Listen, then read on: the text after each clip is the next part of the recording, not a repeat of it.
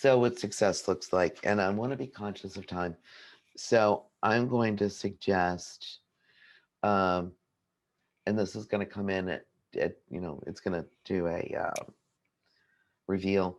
If we could just go ahead and click these, and I'm going to ask everybody to think about these as, and we can, I'll even talk about this after this portion. But do you want to go ahead and click um, all of these?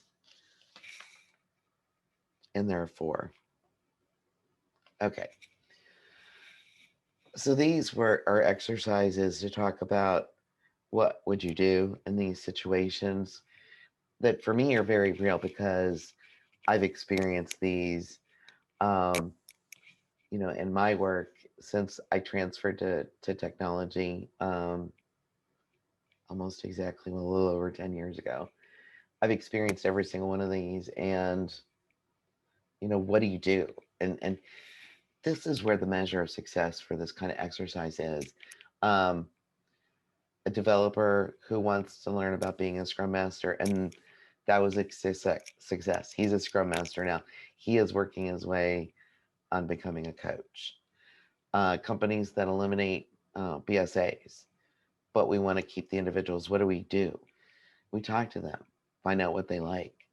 Is that somebody who could become a product owner or maybe a test lead? Um, Maybe it's not even within a delivery team. Um, you might move a BSA to kind of take a leap over a product owner into a product management organization.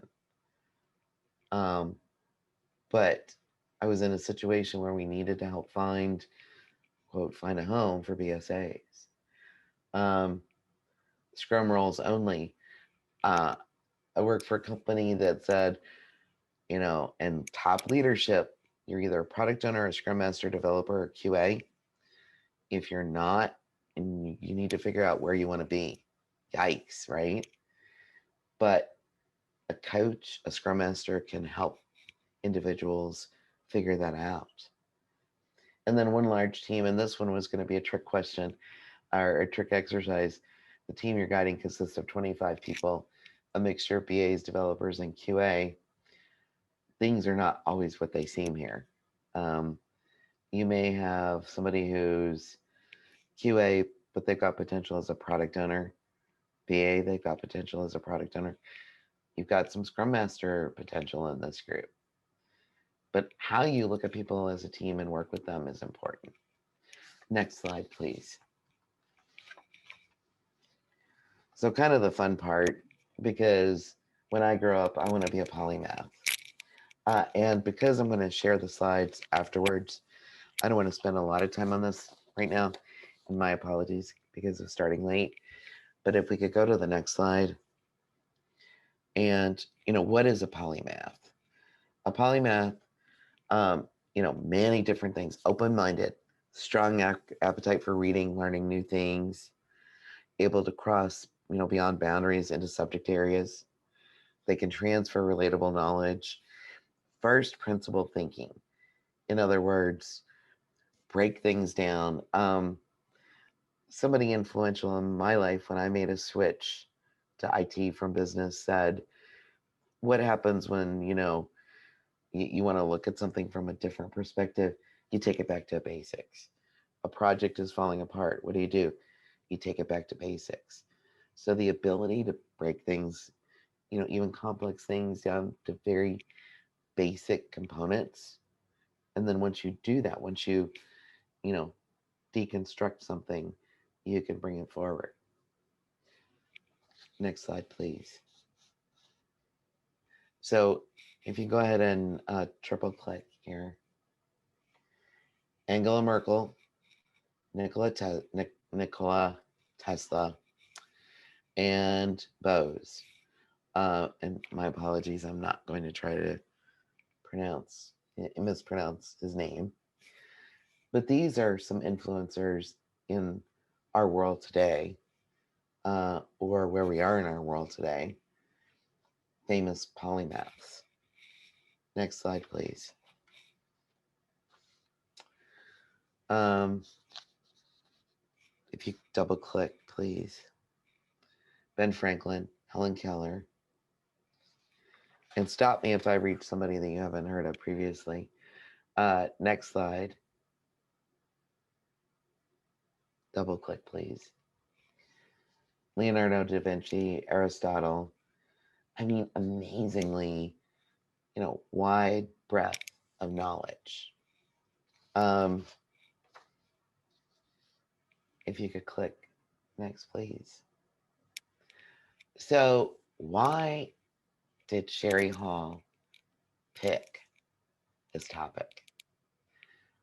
I know I'm never going to be a polymath at this point in my life, but I've always come from a family and a background that encouraged diverse thinking, a little bit left brain, right brain. I just love to learn. I love embracing new ideas. And so I selected this topic because it's near and dear to my heart. And if we go to the next slide, maybe it'll demonstrate the point a little bit. So you heard my formal bio, right? But I've been an agilist for 10 years. For 18 years, I was a product and business development professional in the healthcare industry. Prior to that, I always say there's a few wrinkles here. Here's why. Public relations, communications, and advertising.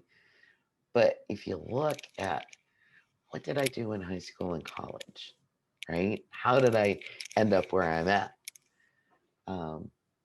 In college, I was communications director for a nonprofit full time, drafts person, and backhoe crew supervisor. Yep, that was fun.